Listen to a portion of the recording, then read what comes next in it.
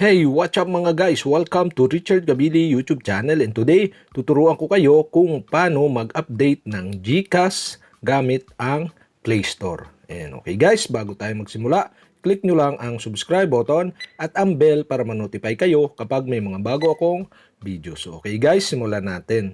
So okay guys, ang una natin gagawin is punta muna tayo sa ating Gcash application.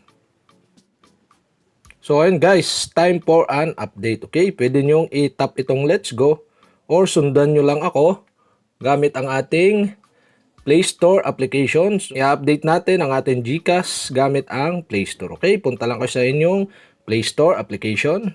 Then dito, kapag nandito na kayo, so ayun, so tap nyo lang itong profile picture na nasa kanang taas na bahagi.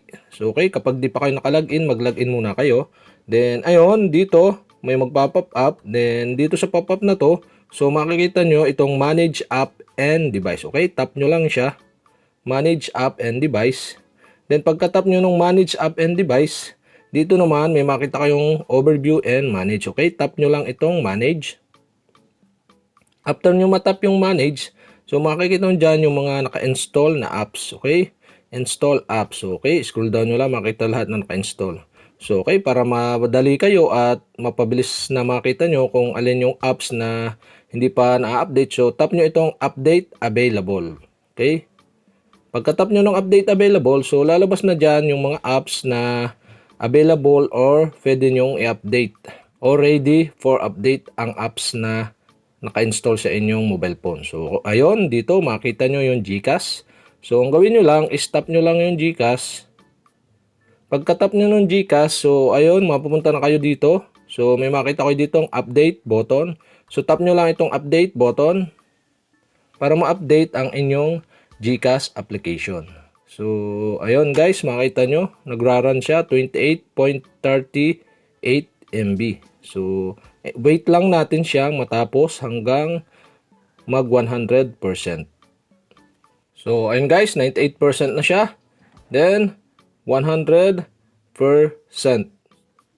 So after na mag 100%, so automatic installing na siya sa ating mobile phone. So wait lang natin, installing na siya guys. So makita nyo dyan, installing.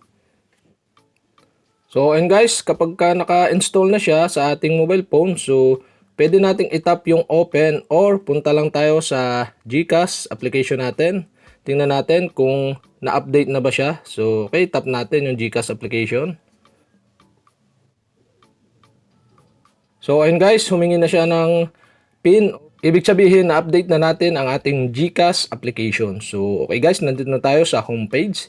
So, ayun, successful tayo na nakapag-update ng Gcash application gamit ang ating Play Store. So, yun guys, may mga katanungan dyan, mag-comment lang kayo below. At kapag hindi ko pa kayo subscriber, mag-subscribe lang kayo sa aking YouTube channel. I-click nyo lang ang subscribe button at ang bell para ma-notify kayo kapag may mga bago akong videos. Okay guys, thank you for watching.